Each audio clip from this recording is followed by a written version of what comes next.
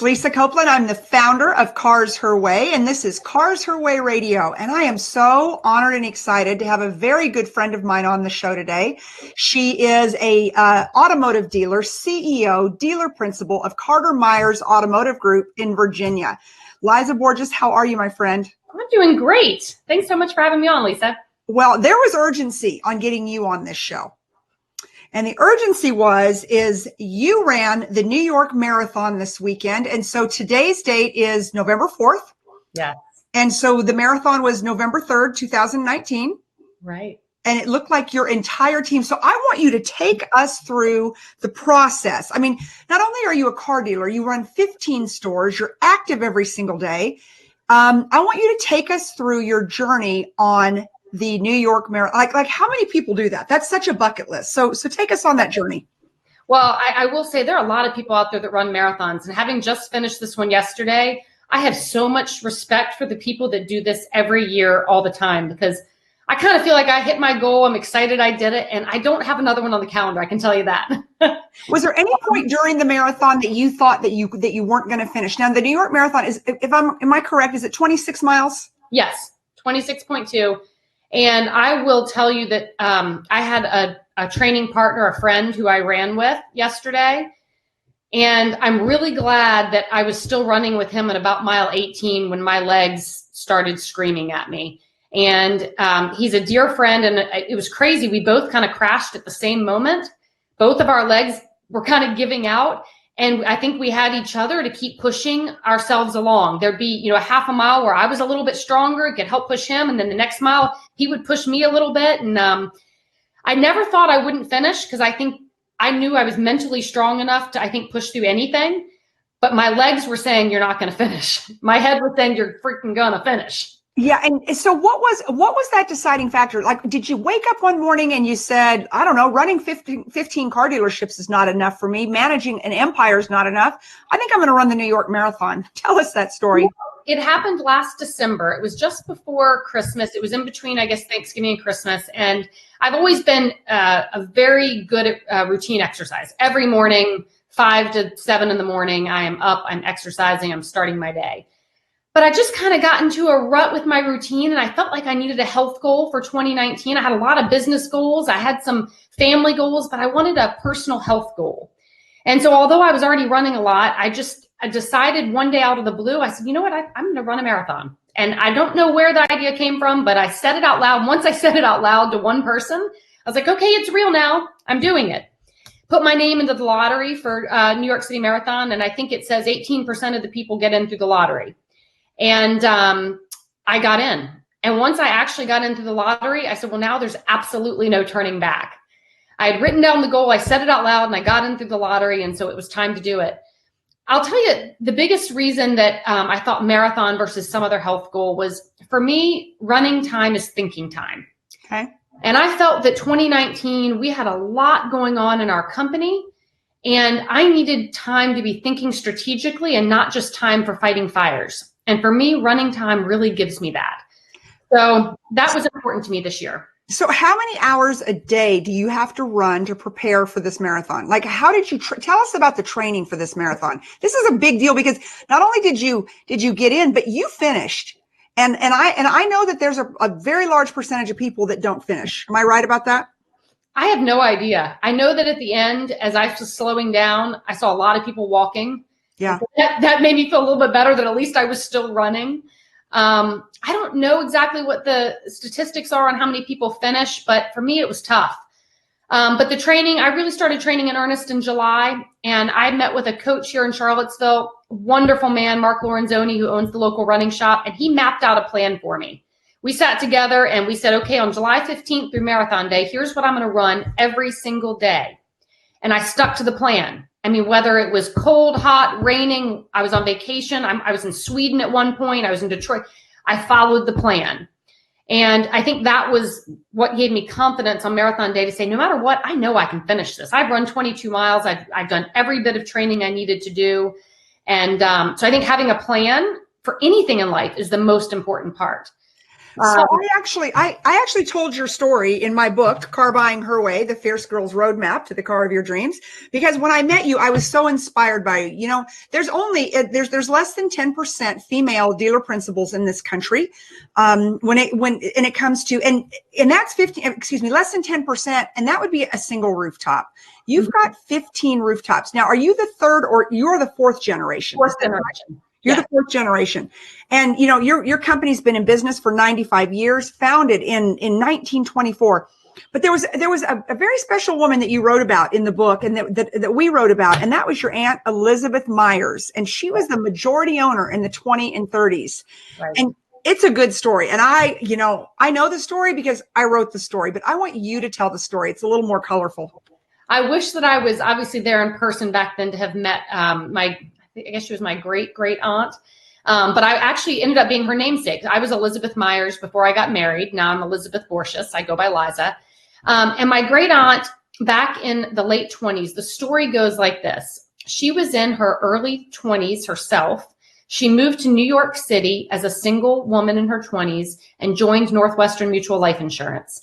From what I have heard from my ancestors, she could knock on any executive's door in New York City and be able to get a meeting with them. She had an incredible reputation for integrity, honesty, and being able to help, I think, move lives forward and help people with solutions to what they needed in life. And so she was incredibly successful financially. She was the only one in our family who had enough cash and savings during the Depression to be able to invest in our company and keep it alive during the Depression. She owned 75% of Carter Myers Automotive through the Depression, and all the way up until my father was still buying stock back from her and her estate, I think into like the 80s and even early 90s. So her legacy, she never worked day to day in our company, but she believed in our family and she believed in the mission of our company and invested all of her savings during the Depression to help keep it alive. And there's a very interesting story behind that because she was the majority owner in the 20s and the 30s. And there was a gentleman by the name of Henry Ford who would not allow her to be the owner of record. So I don't know if everybody knows this, but as wonderful as now, as wonderful as Henry Ford was to our industry and everything that he innovated, he didn't have respect for women in the workplace, from what I understand. Even the secretaries at Ford back in the day were all men. And so anyone who's in automotive today knows that you have to have packages and ownership submitted to every manufacturer and approved. Well, our family never sent the information on my great aunt owning the company up to Ford. I think the owner of record stayed as my great grandfather all through that time because Henry Ford would not have approved a female auto dealer back in the 20s and 30s.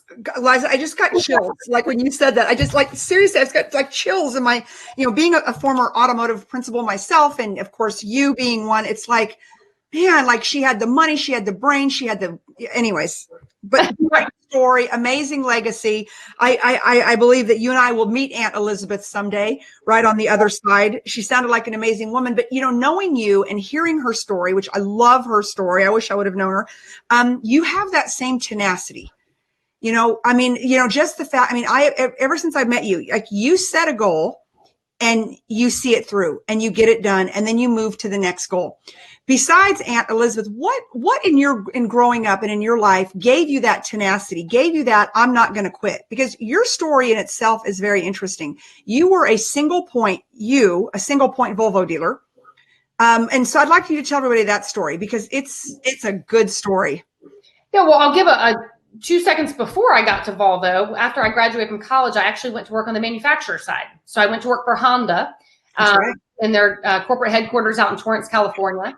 Learned our business from the other side of the table, which I think gave me a unique ability to create relationships with our manufacturers, having sat in their seat. But what really drew me to the retail side, and my husband jokes about this, that when we met and I was working for Honda, I said I was never going to move back to Virginia and work in the family dealership. Now I was 21 years old when I said this. Never. 21. Right. I said, I'm not getting married. I'm never going to have children. I was all about my career. But there becomes a time, and it wasn't that much later in life, where Honda had moved me around several times. And I realized the value in being able to put down roots in a community and be able to connect with a team versus going into different dealerships every day, moving to a new market every 2 years. And so this small Volvo dealership came for sale in Charlottesville.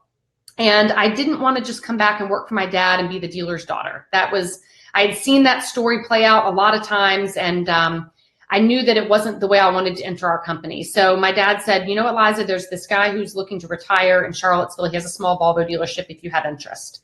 I didn't know exactly what I was doing on the retail side, but it was a very small store that I could get my arms around.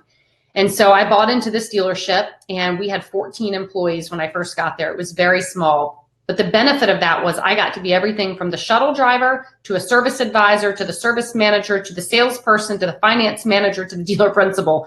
And I had to do it all. All in one day. Yeah. Yes. Just depending on, like, I'm sure you showed up first thing in the morning and there was service customers waiting for you to take them to work, right? And drop them off. Absolutely. And it was the best way to learn. Yes, absolutely. So that's where I started on the retail side. Now, did you ever sell cars? Did I what? Did you sell cars on your showroom floor? Absolutely. In fact, I sold every car for the first 3 years. I had 2 salespeople at the time when I bought the store, and it was the previous dealer's son and nephew. They both resigned on the 90th day when their guarantee ran out. So it was just me. I called my husband and asked if he'd come in and help me on a Saturday, answer phone calls because I was going to be there by myself. And literally by yourself. By myself, because it was I had 2 salespeople and they both quit. Oh my God. So I hired one other guy, and for the next couple years, it was me, my husband, and Fred Willard, who's actually still with our dealership today. And I can tell you the month that we didn't sell a ton of cars, but the one month that we sold 45 cars, it was just the 3 of us. I had a 1-year-old, Taylor wasn't even 1 because he was still in the baby Bjorn, so he wasn't walking yet. I had my son on the front of me in the baby Bjorn, and I was running around the dealership, running out on the lot, excuse me, 1 second. I need you to get right now. My daughter's walking by. Hi, daughter. Trying to get our dog, which ran in.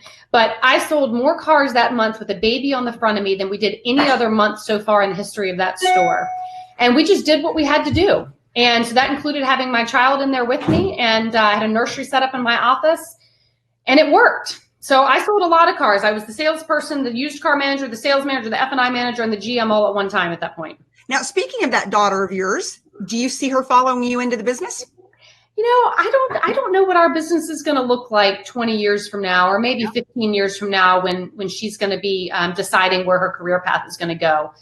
I would love to encourage her to do whatever she ends up being interested in. Both of my kids know our dealership. My older child, my son, who's 14, has worked at our dealership quite a few times in the summers and on breaks. Loves it. He's willing to do anything. He has learned to answer phones, take pictures of used vehicles, do landscaping, clean. He's stocked in parts when we were moving dealerships. But I just don't know exactly what our industry is going to look like. So I'm going to encourage them to do what they love. I'm going to expose them to our industry, and we'll see where we are when it comes time for them to make a decision in life. Now, you recently replaced that building. You recently built a new dealership for that first store. So what did that feel like? Because I watched it happen on Facebook, and I saw some of your original customers come in, and that had to be pretty bittersweet for you. It was a very emotional transition, but it was absolutely the right time. We are now in this beautiful small boutique facility for our Volvo dealership. Our employees weren't sure about the move, and nobody likes change. Right. Our customers weren't sure about us moving, but it is such a better environment for our associates. I'm watching our technicians now work with state-of-the-art technology, watching with state-of-the-art equipment. They're finally in an air conditioning and shop, which we didn't have in this particular store. Nice. That right there is a reason enough to move, right? As much as I love it for our customers, I actually love the new facility more for our employees. Giving them a good workspace is really important to me. So why don't we talk about your employees a little bit? So you've got 15 stores. How many wonderful souls do you employ? We have about 675 associates across Virginia. Wow. And so you've got 675 associates, and excuse me, your associates own 26% of your company. Talk to us about that. So back in 1979, we had always had profit sharing. Actually, since 1941, we had profit sharing in our company. In 1979, we turned that profit sharing into an employee stock ownership plan.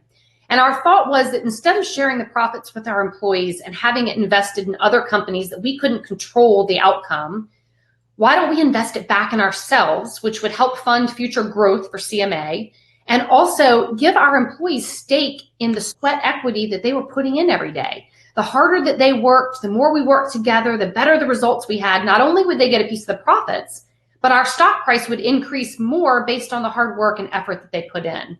So we really saw it as a win-win to help them save for retirement and also help it grow. With the harder they worked and the better we worked together, the more it would financially help them in their long-term future. Wow. And that's, and that is really, really a big vision. So, there's a lot of people on right now that are, that are dealers, that are general managers, all kinds of people. So from a recruiting and retention standpoint, talk to us about, is it really a great recruiting tool? Is it a great retention tool? I mean, everybody in the industry is struggling right now. Right. Well, I would say that it certainly is a super unique thing about our company that we are able to talk about when we're interviewing prospects. I think we can do a better job of sharing that story so that people fully understand it when they're looking at potentially joining us. But it definitely opens the doors for us to some higher level executives and managers that are considering lots of different dealer groups. Yeah. We show them what that path looks like to ownership in our company. After 1 year, every associate in our company becomes an owner. Obviously, the longer they stay with us, the more their stock grows. So I think I would say in the first 5 years that someone's with us, it's not such a large number that it's keeping them from leaving. We've got to make sure in that first 5 years that we're engaging them in lots of different ways. They've got to believe in our vision. They've got to enjoy and be a part of the culture of our store. And after 5 years, they start seeing their ownership grow. And when you hit 10 years, it's a pretty significant chunk of money. And what we hope is that anybody that would have that much money invested in one stock would not only watch it every day, but do everything that they could do to help it grow. So I don't think day one that people get enough ownership that it changes their behavior, but I hope in that first 5 years, we get them engaged strongly enough that when they get enough stock at 5 years, they now want to stay with us forever. So I'm going to ask a question you may or may not want to answer, but I'm going to ask it anyways. What is the downfall of that? What is the downfall to an owner to have an ESOP? Or is there? May not be. Call this a downfall, but the two things that we have that are different that we have to deal with. I think when my dad first started the ESOP, he thought, you know what, this is going to take pressure off of the ownership. This is going to engage everybody in the company to work harder, and maybe we can sit back a little and don't have to work as hard. I think it puts more pressure on the top leaders in the company than not having an ESOP, because we have to come out each year and report the results to our staff, to all of our associates. If that stock doesn't go up, we are affecting their future retirement. Oh, I like it. From the top, strategic decisions about where and how we're going to grow, how we're going to spend our money, how we're watching expenses. Every decision we're making is not just affecting us, but it's directly affecting 675 families. So I think it's put more pressure on us. The other thing that it creates is significant transparency. When we bring in a new hire, they get a copy of our company financial statement in the new hire orientation. Wow. They can look by dealership how much money it's making, how much we're growing or not growing. And there is absolutely nothing hidden. So there's no golf clubs being charged to the parts department. There are no demos that are fancy that the owners can go drive a Ferrari and put it on our financial statement. I mean, that just doesn't exist. You're actually paying for your private corporate jet. So we have that set up in an LLC. We don't have a jet. I was kidding about your jet. It's really good. We don't have a jet. So I know you've got a plane though. 4-seater Cirrus airplane. Yes. People call it Air Versa. And we have it set up 50% owned by our company, 50% by my dad. And we have to document every hour that plane is used and for what, and charged off appropriately in the company. So it's a great question because our associates know everything. They can dig into everything in our financials. But see, I think that's why your associates love you so much. You know what? I loved seeing yesterday, again, watching your journey on Facebook. For those of you that are just tuning in, I've got Liza Borches. She's the CEO, dealer principal of Carter Myers Automotive Group in Virginia. She's got 15 stores. And I wanted to bring her on today because I wanted to talk about the fact that she ran the New York City Marathon yesterday, 26.2 miles, and she finished. She's a good friend of mine. I wrote about her in my book, Car Buying Her Way. So I'm pretty into her story, but I love the story. She's a 4th generation car dealer, but she really went out on her own and started her own path by buying her first store, and then ended up eventually buying the majority from her family. Am I right to say that? And her company is set up as an ESOP. So, her employees own 26% of the company. And if you're just tuning in, what we're talking about is just the transparency of how she runs her organization. And those of you in the automotive industry know that is rare is not even the word.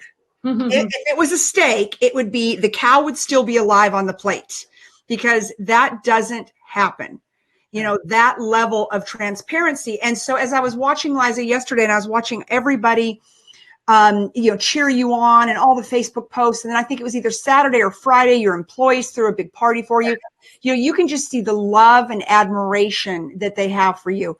But I know as an owner and as a leader that also has got to keep you up at night, because you know that you owe those 675 employees your best every single day. Right. So when you agreed to do the interview today, and thank you very much, because again, I just did not want to get too much time out after the marathon, because I wanted you to still talk about how hard it is and remember it in your head. Yes. I said, well, I said, did you go to work today? And you're like, I was at work at 8:15.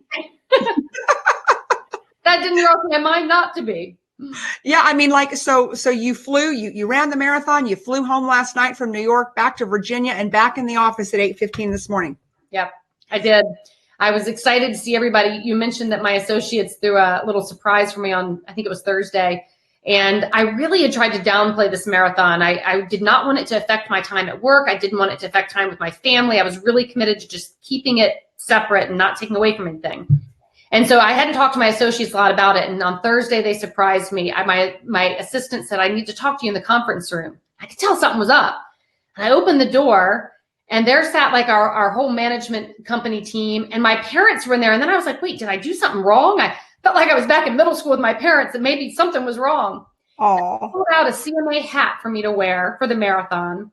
And they gave me this huge mat with the marathon logo in the middle with every one of our associates. I'm sure a few were missed, but it looked like 600 some signatures with good luck comments and support comments all over it. And it meant the world to me. I was so shocked. I was almost in tears, and it was really, really special. Yeah, it is special, but you're the kind of leader that people want to follow. So I asked you earlier, but I didn't ask you, but I said, I just made the assumption.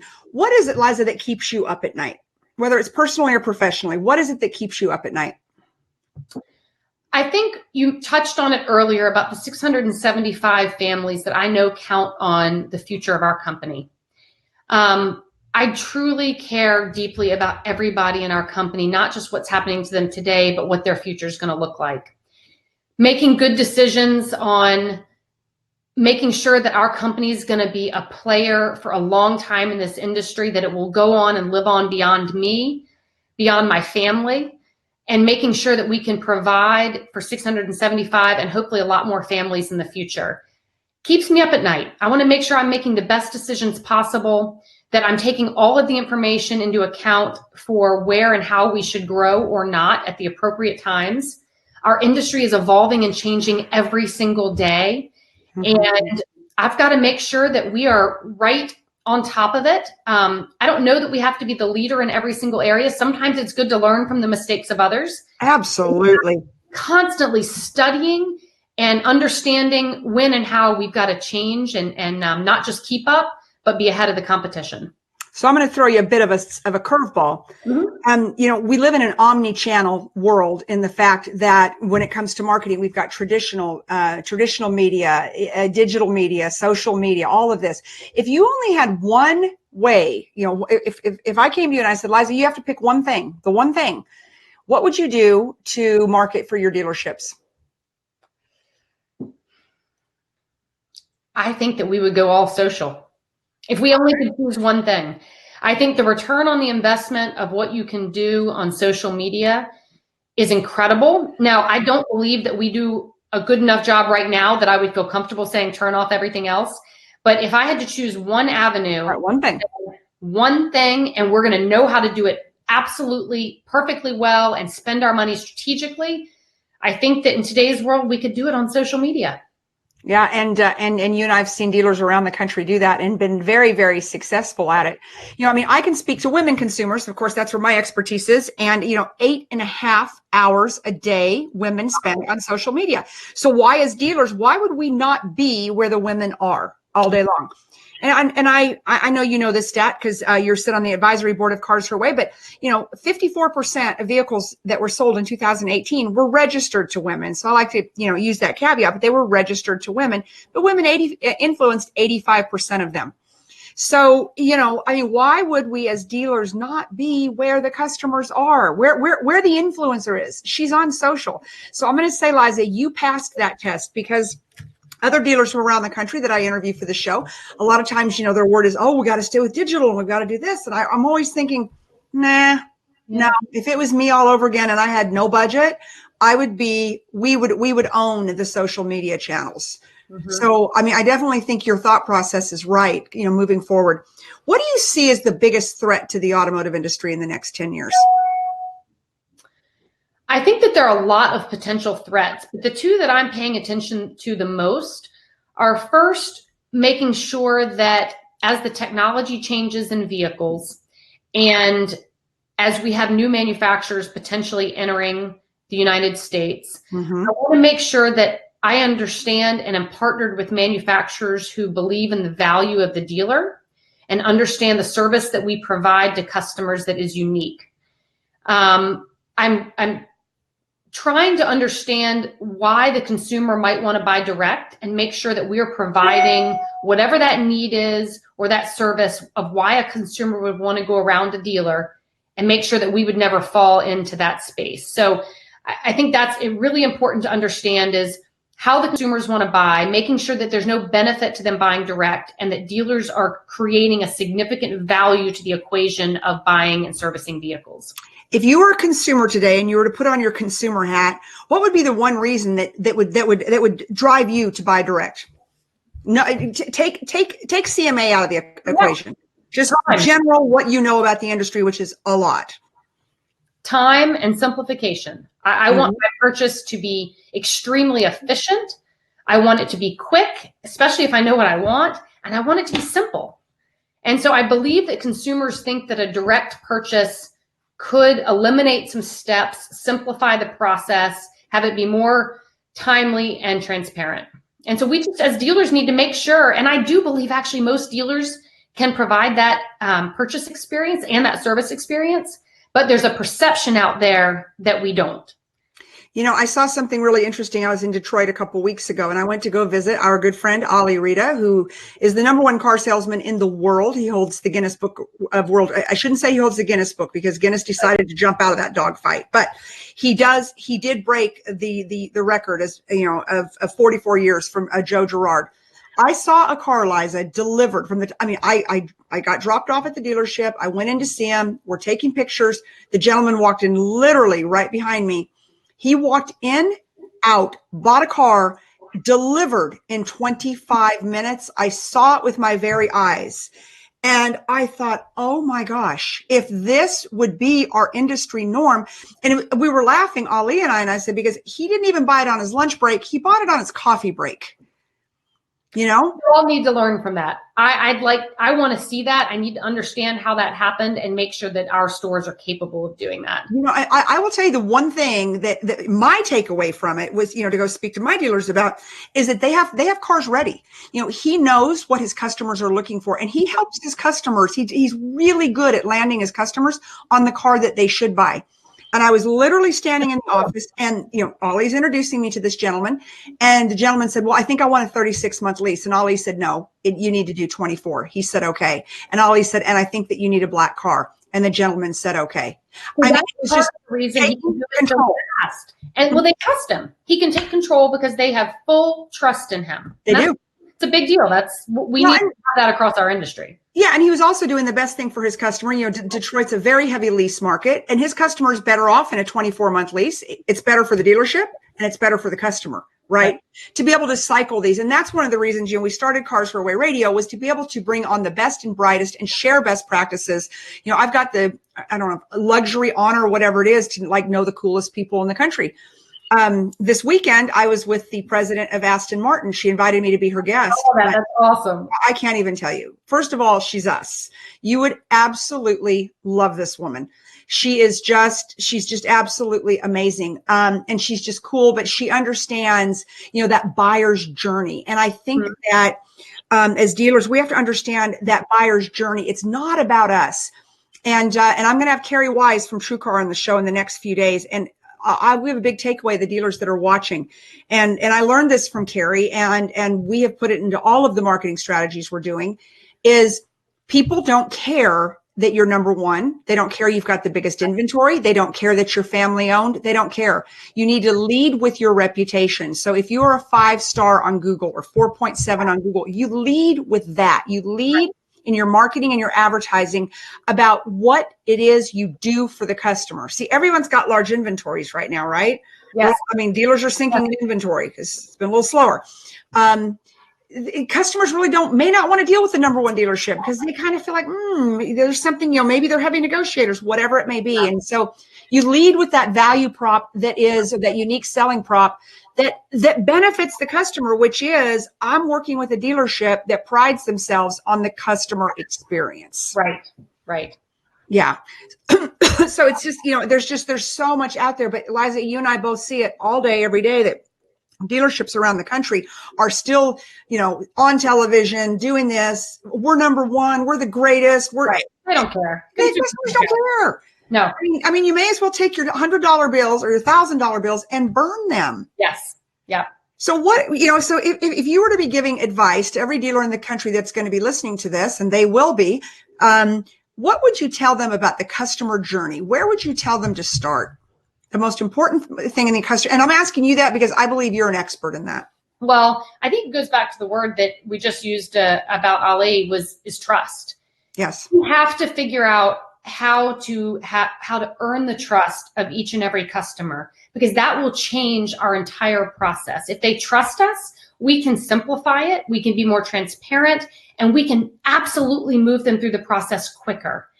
When we don't have trust, when we try to hide things, when we have hidden fees, when we advertise one price and do a bait and switch and put them on another vehicle, when we aren't looking out for the customer in a win-win situation and only looking for a win for the dealership, it does not work. And I use the example, and I'll talk about this with our team, for example, in the F&I department. When we ask really good questions and we understand, for example, that this consumer who just walked into our office, maybe they're buying a car and they live in a new neighborhood with a lot of brand new construction.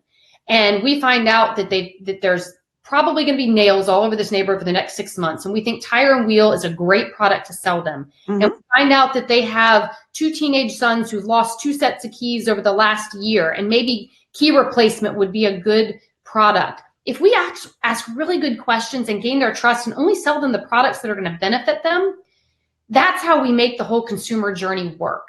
Too often we try to fit the consumer into our process and the products that we want to sell without really understanding how it's going to benefit them. And the word trust is everything. That's what we have to keep building. And it's not easy because our industry has taken a lot of beat downs along the way on ourselves as to why we haven't had that trust with the consumer. So something just came to me about your organization, and, salespeople have to sell. And so many times I think salespeople get into selling commodity, either commodity based or whatever it is, because they don't even believe in who they're working for. I mean, like set aside the product, right? Mm-hmm. They see their boss making sketchy decisions, or, they see what happens behind the scenes.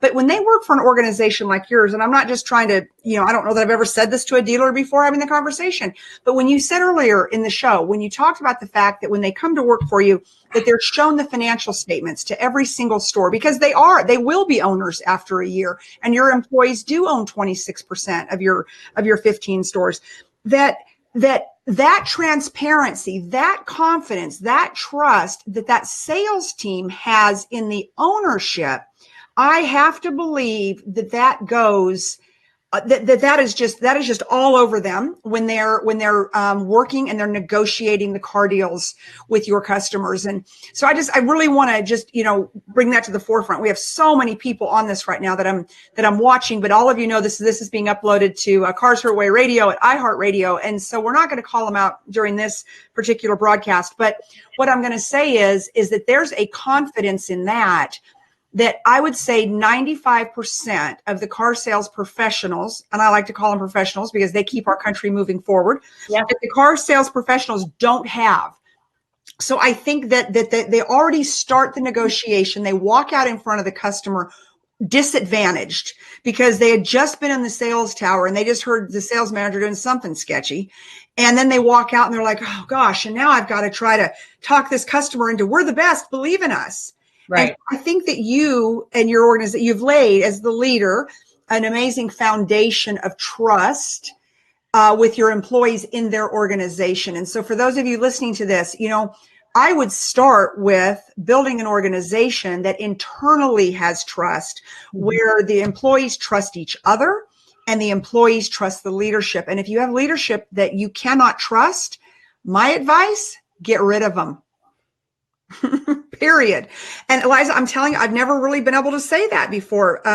And I've talked to a lot of dealers that are very trustworthy, don't get me wrong, but just the fact that I don't know another dealer who lays out the financials on the day that you're hired. I mean, that usually doesn't. Sometimes it can come back to bite us, and I won't try to pretend and say that we're perfect and we have this all figured out, but I do think that we do have a foundation of trust, and sharing that ownership is a big piece of it.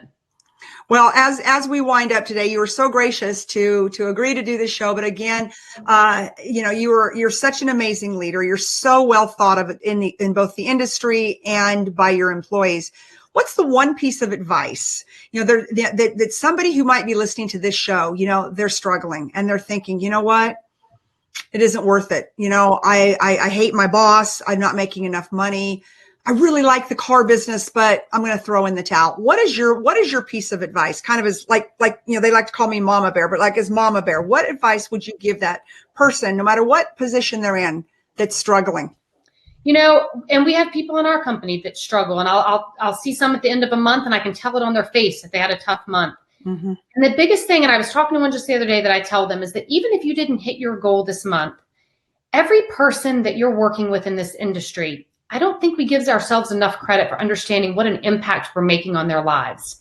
Every customer that we sell, every family that we meet, whether it be in our service department, in our sales department, transportation is a huge part of people's lives. They may not want to recognize it, but you need transportation to get where you want to go in life. And we are an industry that provides that. And we need to be proud of what we do. We need to understand whether we only sold 10 cars this month or whether we hit 50.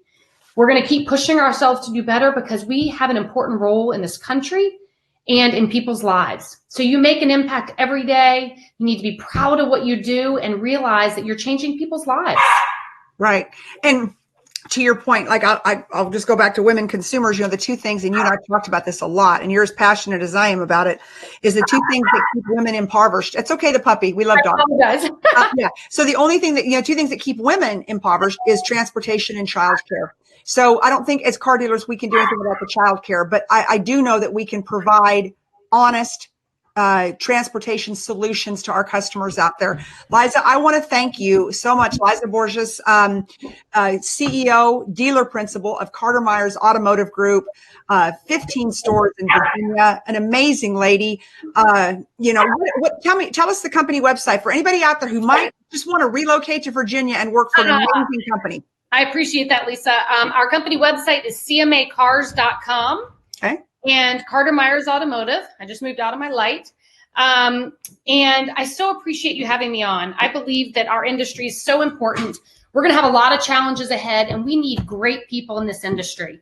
We need to be able to change the customer journey. We need to be able to create trust. We need to understand how important transportation is. And there's going to be a lot of changes with future product, electrification, autonomous vehicles. The climate, everything's going on with climate change. Transportation is a big deal, part of that solution. So I encourage people who are considering getting an automotive. I encourage to make sure and do it. I encourage our customers to create relationships with us because we need you and we want to be here to support you. Well, Liza, you are an innovator. You're innovator. You're a disruptor. You're somebody I look up to and I admire very, very much. And thank you for everything that you do in our industry. And most importantly, thank you for being such an incredible role model for women in the automotive industry. So Lisa, in this industry with us, Lisa. We do. So this is Lisa Copeland, founder of Cars Her Way, Cars Her Way Radio. Thanks for tuning in today. Bye-bye.